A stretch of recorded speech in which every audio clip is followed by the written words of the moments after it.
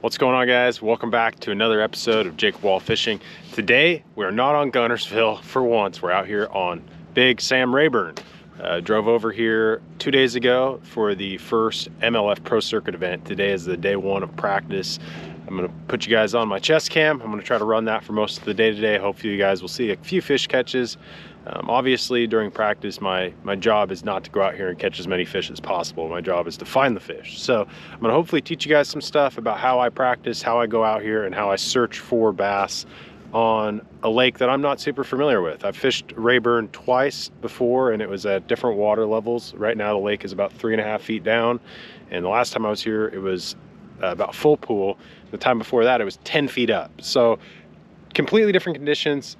I just watched a fish blow up over here to my right and it looked like a bass. I think today's gonna be a good day. I think we're gonna find some stuff.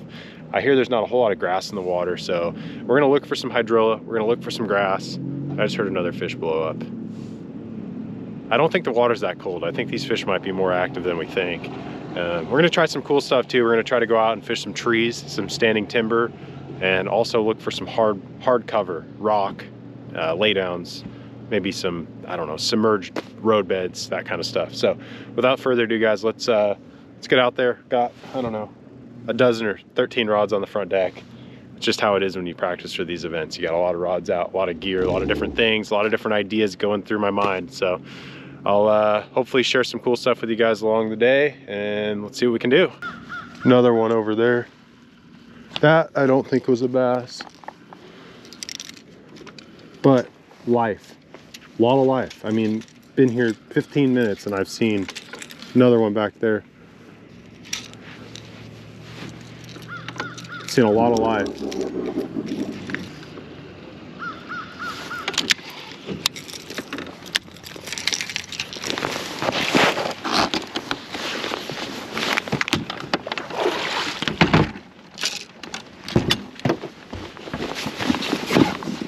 There were 3 of them right there that we were just on top of. There's some small scattered brush piles out there.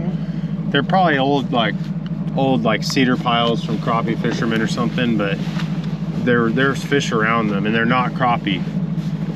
Look, there's a big one. See that little drain right there that we were just on? Yeah. This is where we cranked the motor. Yeah. See that right there? That little white dot? That's a big bass sitting in that drain right there.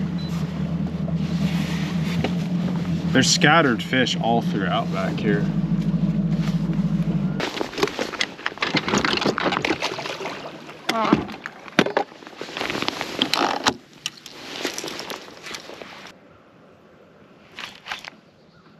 You seeing fish? Mm-hmm. Following it all? I can't find my bait because it's too shallow.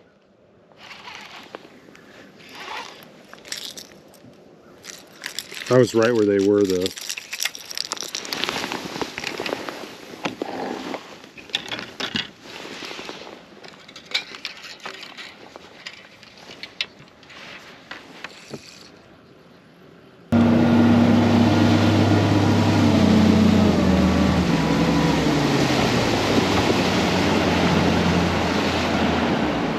Probably just start out here. I'll start side scanning, and when I see a couple trees I'll stop.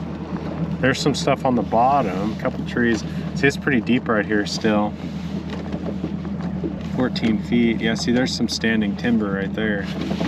Just gonna stop right here. There's trees out here.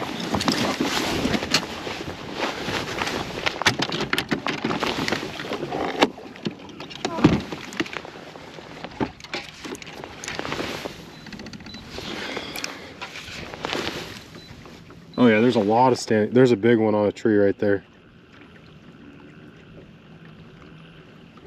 Oh yeah, there's a bunch of standing trees out here.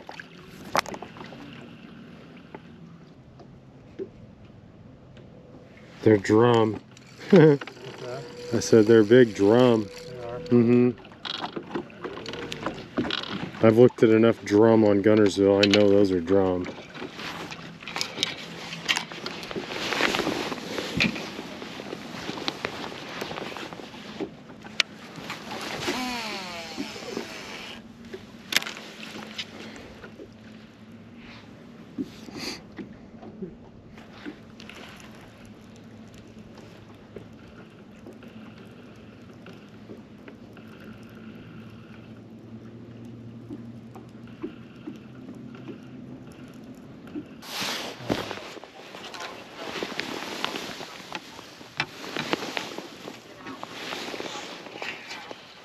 For sure. For sure.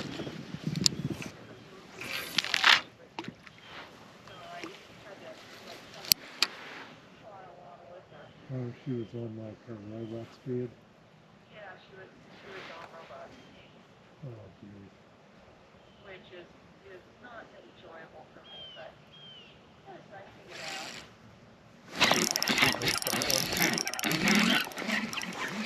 He's got one, honey.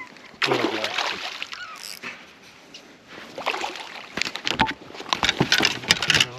Yeah. I think she found her first fish of the day. How long you guys been out? What have you been out, an hour? Yeah, an hour. About an hour. All right, guys, that's the first fish of the day right there. That's about a two pounder, probably about a 16-inch largemouth. And I'm trying to be quiet. I want to explain to you guys how I caught this fish. All right, guys. So the first fish of the day, you can see how pale this bass is. This fish has been living out deep. He was out here in the middle of this drain, and so my theory behind what we're fishing right here is there's some standing timber. And these fish, I think, are going to use this standing timber just like they would use hydrilla or milfoil or any kind of grass. A lot of let me get this fish back and I'll explain to you what I just did. That's not a bad fish, actually. That's a solid keeper. So what I did was I was rolling through here, throwing this 6-inch line through swim bait, looking at active target, trying to target these fish that are suspended around these isolated trees out here, but I really didn't see a whole lot. And so I saw a stump on the bottom and it looked like there was a fish next to it. I could see that on active target. And so I made a really short pitch, as you guys saw, dropped that down into that stump, and that fish was sitting so tight to the stump that I barely could see it. And I ended up catching that fish on this drop shot. This is a 6-inch blue crawler color robo worm with a little tiny 3/16 ounce tungsten drop shot weight, but just kind of active targeting these fish. I'm trying to approach this a little differently than most guys. A lot of these guys are up real shallow, you know, way back in these drains. And I think a lot of these fish, a lot of these bigger groups of fish are going to be more outside of these areas, more where you lead in. We've been getting a lot of cold weather here based on looking at the weather reports over the last couple weeks. And so that will typically pull these fish out into the ditches, into the drains. And so I looked on my map, I looked for a drain that had about 10 to 12 feet of water. We're sitting in 12 and a half, 13 feet of water right here, and that fish was right where it should have been. So we're gonna keep pitching the drop shot around an isolated structure and see. That was one bite, really quick. I've really only thrown the drop shot a few times today, so that's a good sign. I mean, I hate to have to catch them on a worm, but I don't care what they bite as long as they bite.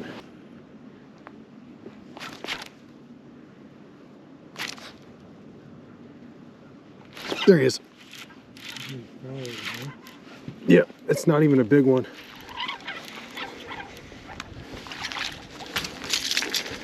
Keeper? Yeah, but like, why was that fish so hard to get to eat a jerkbait? It really was, wasn't it? I mean, but the way he responded was like, it was good. Like, I watched him like right out of the grass up to it. Pound and a halfer. Yeah, so guys, what I did there, that's on a jerkbait. This is no secret bait. That's a Mega Bass Vision 110. Really good bait. But I have been trying all kinds of baits. I've seen a lot of fish on the active target, and I've had very little success. I've had a lot of fish follow. This guy followed it. Let me get him back. Oh, he jumped. That guy followed it, and I had to really work it. And finally, he decided to commit, you know, and pull the trigger to it. I think I'm in an area with a lot of fish. I was telling my dad that I think it's just a timing deal. So my dad today, he's technically a media personnel, which he's been sitting there hanging out, just chilling. So maybe he'll take some photos a little later. But anyway, guys, you can kind of see what I'm fishing here. I mean, you can see in front of me, it's a pinch point. What this is your typical Texas drain.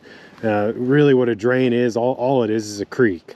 Anywhere else in the country, they'd call this a cove or a pocket or a creek. And basically what you got going on here is you've got grass on either sides of the creek that then falls off and tapers out into kind of like a silty clay bottom, and then you've got your creek channel. A lot of the times these fish will just mill around in this creek channel and slide up on these edges of this grass and feed. And that bass that I just caught came right on the edge of a grass line right here, right on the edge of the creek channel. So we'll see. I mean, that was a bite. I really feel like this area that I'm in is promising.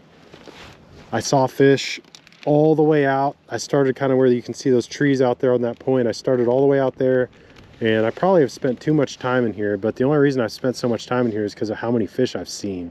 So now that I got a bite, it's promising that they will bite and pull the trigger. I had roughly probably 10 or 12 follows that I actually saw, and who knows, there were probably more that I wasn't able to see with the active target, but there's a lot of fish in here. I think there's some really big ones. I had a couple big ones follow my swim bait out. So I think I found a promising area. It's just going to be a matter of figuring out how to get these ones to bite. You know, they're very finicky. I'm surprised, for even being only for being 1.5 pounds, I'm surprised that fish wasn't more aggressive. I'm surprised it didn't just come up and clobber it. So interesting. You know, everything's a piece of the puzzle.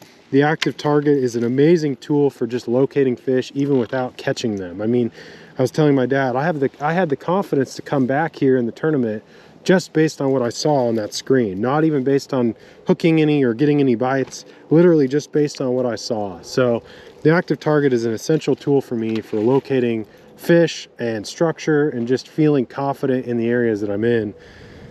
So yeah, we're just gonna keep kind of plugging away. I'll probably make a few more casts in here, probably push all the way back into where it pinches down there to the creek, and then we're gonna run out of here, probably run to a different part of the lake, maybe just start looking in the next pockets over, since they probably are going to relate to this as far as the fish goes. So I'll roll in there and see if the grass is the same, and if it is, then mark it and keep going. So we're just putting the puzzle together. It's 10:44 right now, so we've had quite a bit of time out here, actually, about 3.5 hours. I guess not a lot of time, but a decent amount, and really only 2 fish to show for it, and they were both pretty dismal. I mean, those aren't going to cut it. Those are keeper fish, but they're not going to cut it. I believe 14 inches is a keeper out here on Rayburn. So that fish was definitely a 14 incher, but not much more than that. So let's get back to it. All right, guys. Well, I'm going to put you away. It's starting to come down pretty good, rain, and I really don't want to soak this camera any more than I already have. And so, unfortunately, we only caught those 2 fish so far today. It's been fairly slow. It's just a hair past noon right now, so we've been out here for a little while and haven't really found a whole lot, at least bite wise. Found an area that I feel good about, that I showed you guys where we caught that one on the jerkbait. It's definitely a promising area. I think there's more to be had in there, so that's the most promising thing that I found so far today. Had by far the best grass that we've seen out of everywhere that we've gone. So we're going to keep expanding. Probably going to change sides of the lake here shortly, go try a different area, Veach Basin kind of area, maybe up by Harvey Creek or something like that. But anyway, guys, I don't want to soak my camera, so I'm going to stick you in the compartment. I'm probably going to continue this video just into tomorrow, just do all my practice in one video, since we kind of had to cut today short. So appreciate you guys watching so far, and hopefully tomorrow we dial them in a little bit more and find a few more hot spots. So thanks for following along, and like always, guys, if you're not subscribed to the channel, it doesn't take but a second. I looked at my kind of my whatever you call it board thing, and it shows how many people are subscribed and not, and there's a lot of people watching the videos that aren't subscribed. So it just takes a moment. Hit that subscribe button for me if you would, and if you enjoy the video, just hit the like button as well. But appreciate you guys. See you tomorrow. All right, guys, so start of day 2 out here on Sam Rayburn, and as you can see, we are nowhere near the shoreline. In fact, we're probably about a mile off the shoreline. It may look like I'm out in the middle of the lake, but I'm actually targeting a brush pile that I just found with my side scan on my Lowrance live unit. And when I scanned over top of it, I noticed that there were a couple of suspended fish on it, and they looked like pretty good marks. So I stopped here and I picked up a football jig, 3/4 ounce football jig, just something that I can keep down on the bottom easily. And my first cast in here, you guys didn't see it, but I did catch a fish. It was probably 1.5 pounds. Just a keeper, not much more than that, about a 14 1/4 incher. So I'm gonna make a couple more casts with this jig and this brush pile. Pretty much all morning we've just been idling around looking for grass, just checking stuff out.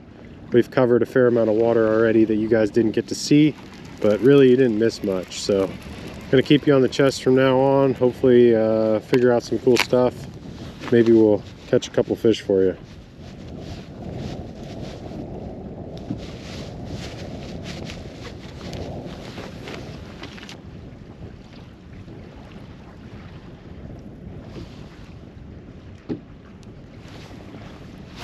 Oh, I just got smoked. Yep. Yeah, I should have waited a second. I felt him. I drug it out of the brush and I got right to the end, right where I caught the last one. And I let it hit the bottom and I kind of went like this and it went. I felt him grab it, but I don't think he had quite sucked it in yet.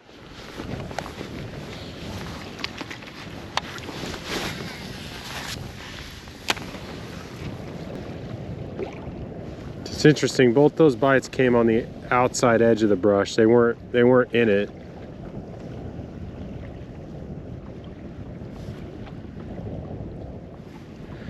It's crazy though, out of all this stuff, all that stuff that I just found, they want to be next to a man-made brush pile. I mean, somebody planted this right here.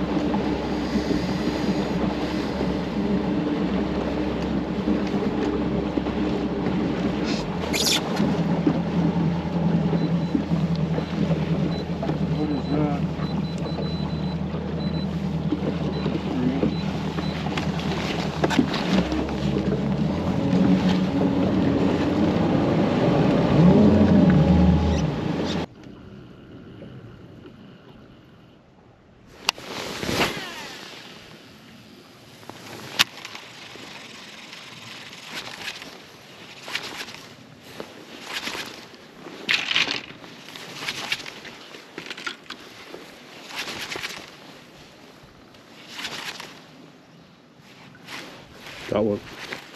Yeah. Yep, big one. No, it's not a big.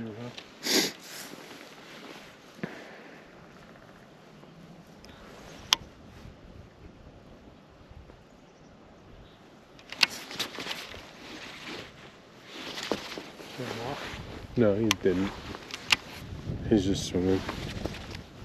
Just working my jerk bait.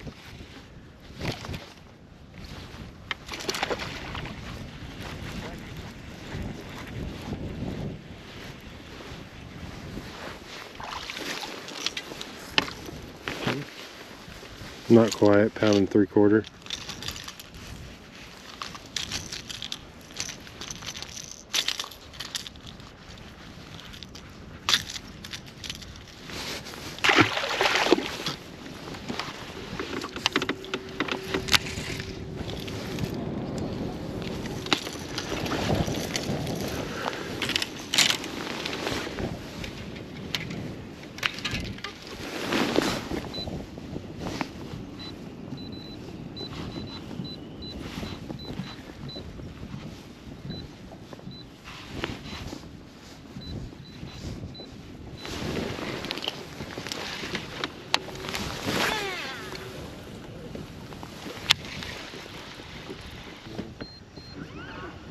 No, I mean, they're just milling, right? Yeah, I'm just fishing for them just to see if I can convince any of them to bite. Yeah, so, I mean, I don't know really causing stays here much, right? No, we're not. Got one on the spy bait. Got one on the spot just now. So, that's so crazy. This is the second time he's been on the This is a good one on the freaking spy bait. spy bait. So something was different. You know, these were in the same area, This is a good one. and I think it's a good one. Oh, that's a nice one. That's the biggest one I've caught. That's the biggest one he's caught. Oh, geez. That was my third cast with a spy bait. Pretty much. So guys, I found these fish. They're sitting here, and I watched them on active target just kind of mill around the corner of this drain. It's kind of the lead-in bank to the drain. I threw jerkbait at them. I threw a drop shot at them. I threw a couple different worms. I picked up this Sabino 70S, and it was actually my third cast in there. I found the right retrieval speed, and I got bit immediately. Granted, it wasn't a very big one. It was a keeper, but it's interesting to see that kind of response from the fish so quickly like that on a bait change. So I'm hoping it wasn't just a fluke and that this is actually something that could continue to produce in multiple different areas.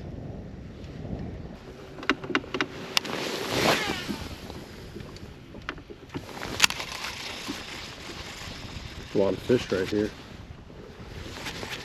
They're all sitting right on this right on the bank. There's a little bit of grass right there on the bank. And they're all right in that little bit of grass. Really? Yep.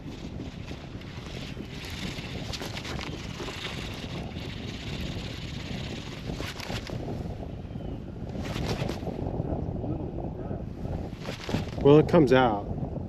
Comes out to like 6 feet of water.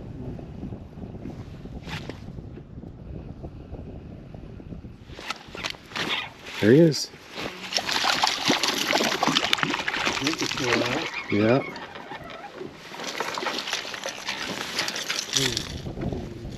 No.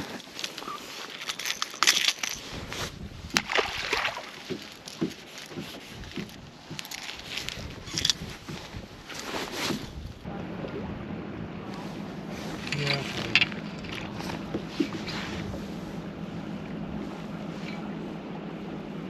It's okay.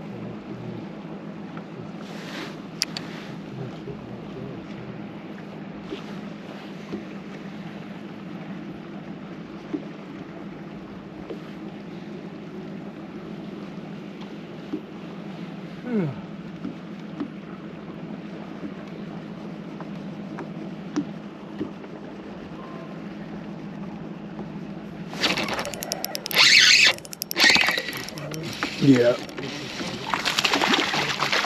A spot. No, it's not. It's not A RG. little bit bigger. The biggest one today. It's a large enough. And then I'll say that one's 2 pounds. Yeah, it's a 2-pounder. Maybe. Maybe a 1.9. I pitched to an isolated stump on the end of this thing and I shook it there forever. Forever. I didn't even see him. Yeah, he was just sitting there. I didn't see him at all. I just pitched to the stump. Yeah, he's maybe. That's a 2-pounder, I think. Want to set him on. Drop shot. Drop shot. That's the second one I've caught in 2 days on a drop shot next to a stump. Yeah. What's up, guys? As you can tell, it's a different day. Sun is out. It's a bluebird sky. You know what that means? We're not fishing, because when we're out there fishing, the weather sucks. It was not good weather all practice. But no, I'm kidding. It just happened to be that the day before practice was nice, and now our off day's nice. Tomorrow's supposed to be pretty nice too, though, for the first day of the tournament. I'm just sitting on the boat rigging. I kind of wanted to go over what I'm going to do in my tournament day tomorrow. All right, guys, so the plan of attack for the tournament on Rayburn starting tomorrow, based off of what I saw in practice, is going to be targeting some fish in the grass. I'm going to be targeting fish that are around grass and in some grass. The primary bait of choice is going to be a jerkbait. I caught him on this one right here in practice. I threw the Nishine, the Erie 115, quite a bit. That bait does dive. Even the SD, the shallower model, does dive a little bit deeper. And with the lake being 3 feet down right now, that jerkbait just seemed to get a little too deep. So I opted for the Megabass Vision 110. This is in matte shad. I've actually got 3 different visions tied on. I've got another 110 that's in a Elgie bone, if you're familiar with that color. It's kind of got a chartreuse belly and a bluish purple top. And then the other color is a Spawn Cherry, which is kind of a unique, hard to find color, and I've got that in a +1 Junior. So I'm gonna try a variety of jerkbaits. I've also got the Nishine Erie 95 tied on. I think that the 95 is gonna keep the bait in that perfect depth zone. A lot of the grass that I found the fish around was in about 2 to 8 feet of water, but some of that grass would come up pretty tall. And so I think a shallower running jerkbait is kind of key.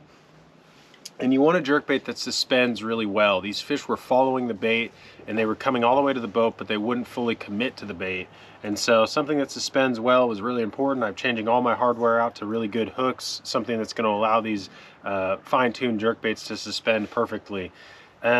I noticed the reason that I'm fishing these areas and the reason I'm going back is not based on what I caught. It's more based on what I saw on my active target. This week practicing, I really utilized my active target heavily for finding these areas with bait fish or with fish, just with life. I'd pull into certain areas and I wouldn't see very much life at all. And then I'd pull into other areas and I'd start seeing fish swimming around the edges of the grass that I'd find. And it's really not dense, thick, heavy you know, fields of grass like you would expect on Gunnersville or any other typical grass fishery. Granted, Rayburn is a grass fishery.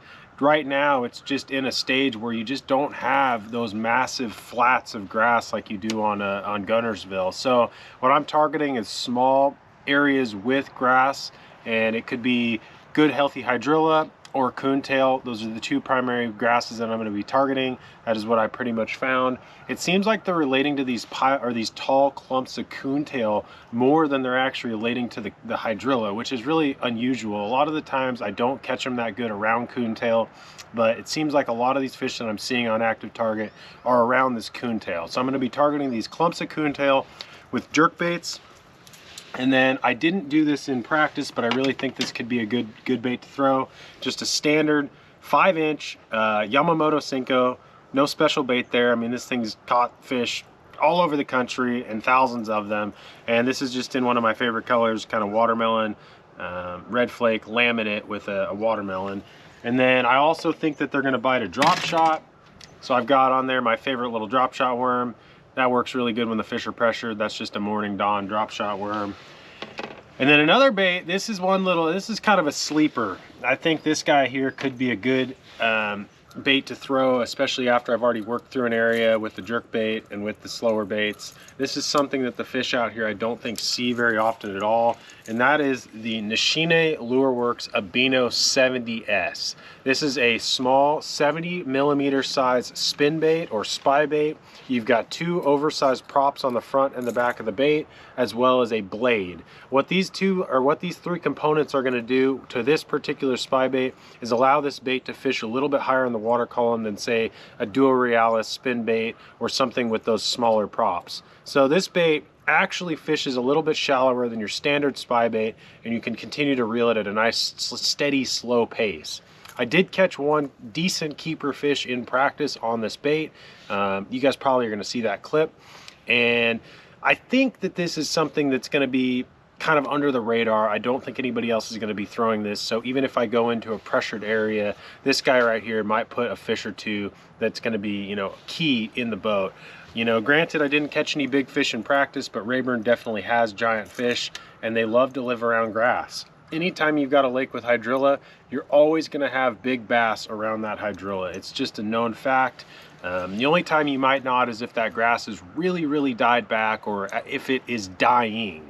A lot of the times when the grass is dying, it takes oxygen out of the water, and those fish are no longer going to relate to it. Once it's completely died off and it's stringy, they'll continue to relate to it. But actually out on Rayburn right now, the grass is everything but dying off and stringy. It's gorgeous green, lush hydrilla, exactly what those giant bass like to hang out around. So I'm pretty much going to keep it simple, guys. I'm going to have 10 or 12 rods out on the deck, but I'm pretty sure I'm only going to catch fish on a few of these rods. I just want to have different things that I can pick up, and maybe I see a lay down tree, I might pick up a Texas rig Senko and throw it over there.